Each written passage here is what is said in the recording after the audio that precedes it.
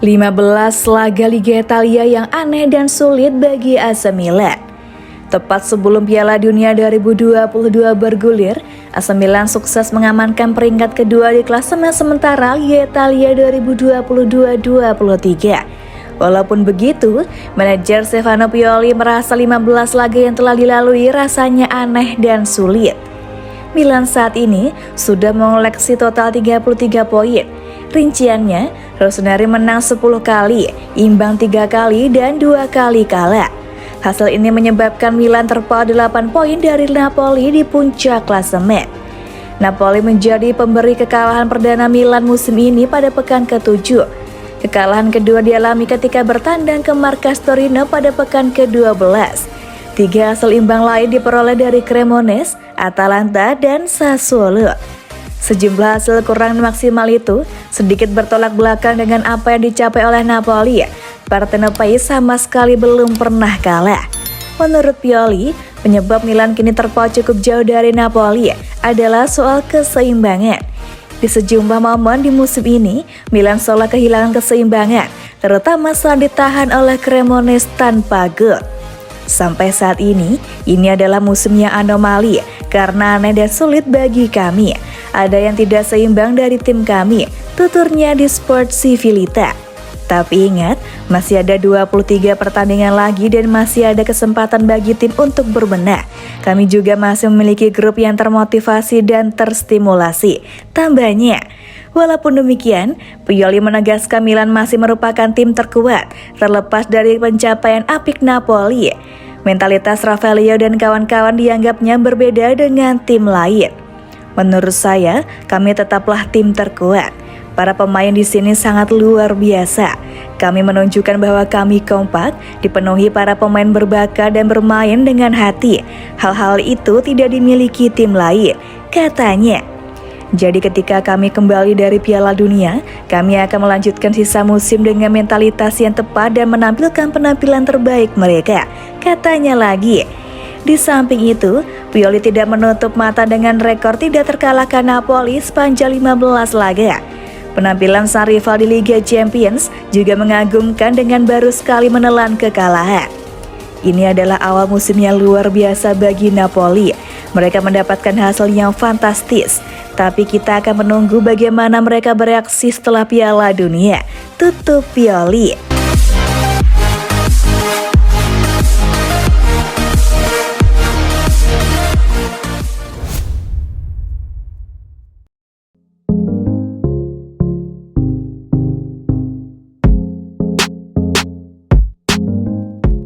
Jadi investasi bodong AC Milan, begini tanggapan Paolo Maldini atas Charles De Ketelaere.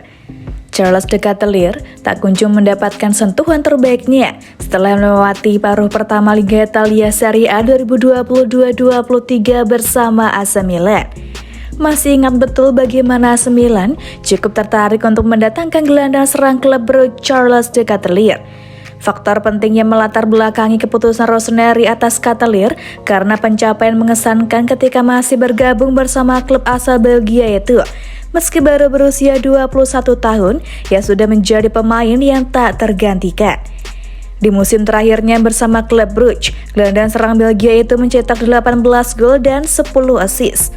Untuk mendatangkannya ke San Siro, Rossoneri harus mengeluarkan biaya sekitar 35 juta euro atau setara 562 miliar rupiah termasuk bonus. Dengan biaya tersebut, wajar jika AC Milan menganggap Charles De Ketelaere sebagai investasi jangka panjang. Terlebih, Stefano Pioli merupakan pelatih dengan kemampuan mengembangkan bakat muda seperti yang sudah terjadi pada Rafael hingga Theo Hernandez. Apalagi De Ketelaere karena ia justru tidak mampu menampilkan performa terbaiknya setelah memainkan 13 pertandingan di Liga Italia bersama AC Milan. Dari 13 penampilan tersebut, ia hanya bermain selama 576 menit, yang berarti Ketelaere gagal mendapatkan tempatnya. Alih-alih mengandalkan Charles De Ketelaere, juru taktik AC Milan tersebut lebih memilih untuk memainkan Brahim Diaz atau Rade Krunic. Melansir dari Sempre Milan, Paolo Maldini sejatinya mengetahui bahwa De Ketelaere tengah kesulitan di AC Milan. Brahim Diaz dan Rade Krunic benar-benar tampil mengesankan jika dibandingkan dengan gelandang asal Belgia itu. Hanya masalah waktu sebelum Charles De Ketelaere kembali ke performa terbaiknya. Pasalnya, pelatih timnas Belgia Roberto Martinez tetap memanggilnya ke Piala Dunia 2022. Berbicara selepas pertandingan, Paolo Maldini mengungkapkan bahwa Charles De Ketelaere saat ini masih kesulitan untuk beradaptasi di lingkungan baru. Dia menderita dengan lingkungan dan tekanan yang berbeda, ungkap Maldini kepada DAZN dikutip via Sempre Milan. Kami menandatangani kontrak 5 tahun dengan Charles, bukan 5 bulan.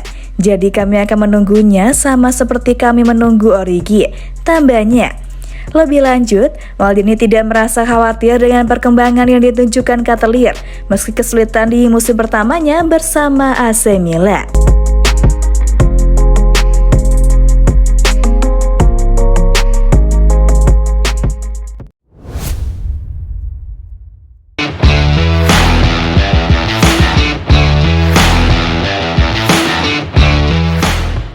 Bakayoko ingin pergi di bursa transfer Januari. Nasib Timo Bakayoko sedang terkatung-katung setelah Milan tidak lagi menjadikannya sebagai bagian dari skuad Stefano Pioli musim ini. Pemain sepak bola Prancis itu dikabarkan akan coba mencari jalan keluar di bursa transfer Januari nanti. Pemain berusia 28 tahun itu bergabung dengan Rossoneri tahun lalu dari Chelsea dengan kontrak pinjaman selama 2 tahun dengan klausul kewajiban membeli terlampir. Bakayoko jarang tampil di bawah Stefano Pioli musim lalu, hanya bermain 493 menit di Serie A dalam 14 pertandingan. Musim ini, Bakayoko belum tampil 1 kali pun dan harus rela duduk manis di bangku cadangan Milan. Keputusan Rossoneri untuk terus membangku cadangkan adalah demi mencegah aktifnya klausul pembelian permanen jika sang pemain mencatatkan jumlah pertandingan tertentu. Seperti dilansir Sport Mediaset, Bakayoko tertarik untuk mengubah nasibnya dan telah menginstruksikan rombongannya untuk mencarikan klub baru untuk bursa transfer Januari nanti. Dia masih terikat kontrak dengan Chelsea hingga 2024 dan kemungkinan besar akan dijual dengan harga murah.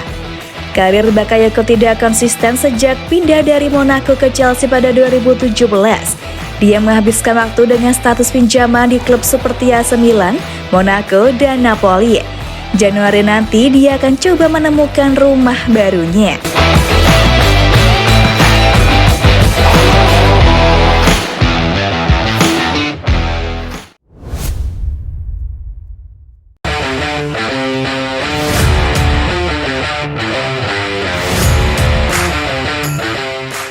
Brighton siap bajak David Fratesi dari kejaran AC Milan. David Fratesi tidak menyembunyikan rasa frustasinya atas kegagalan transfer ke Roma di musim panas kemarin.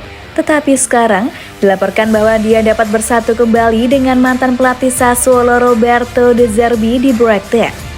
Gelandang berusia 23 tahun itu lahir dan dibesarkan sebagai supporter Roma yang datang melalui akademi mereka sebelum dijual ke Sassuolo pada 2017. Dia sedang dalam negosiasi intensif sepanjang musim panas untuk kembali ke Stadio Olimpico. Namun gagak jerebatun ibu kota tak mau memenuhi tuntutan harga yang diminta senilai 30 juta euro. Sekarang, Toto Mercato Web menunjukkan bahwa langkah Januari sangat mungkin bagi Fratesi menuju Liga Premier Inggris.